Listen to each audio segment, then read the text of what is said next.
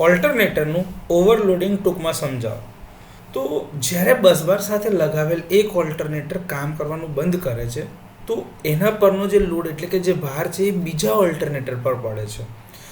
એના લીધે અન્ય ઓલ્ટરનેટર ઓવરલોડ થાય છે. હવે એક્સટર્નલ ફોલ્ટ એટલે કે બાહ્ય ખામી હોય ત્યારે ઓલ્ટરનેટર ઓવરલોડ થાય છે. સ્ટેટર વાઇન્ડિંગ ઉપર મિકેનિકલ સ્ટ્રેસ એટલે કે યાંત્રિક તાણ વધે છે.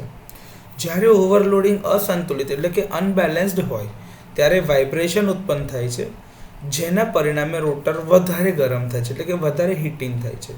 જો આવું ઓવરલોડિંગ લાંબા સમય સુધી ચાલુ રહે તો તાપમાનમાં વધારો થાય અને સાથે સાથે ઇન્સ્યુલેશન જે છે એ ખરાબ થાય એટલે કે ડિગ્રેડેશન થાય, ઇન્સ્યુલેશનનું જે બગડે, ખરાબ થાય છે એવું કહેવાય. આવા પ્રોટેક્શન માટે inverse time overcurrent relay, thermal detector અને નેગેટિવ ફેઝ સિક્વન્સ રિલેનો ઉપયોગ કરવામાં આવે છે. તો ઓલ્ટરનેટરનું ઓવરલોડિંગ આ રીતે ટૂંકમાં સમજાવી શકાય.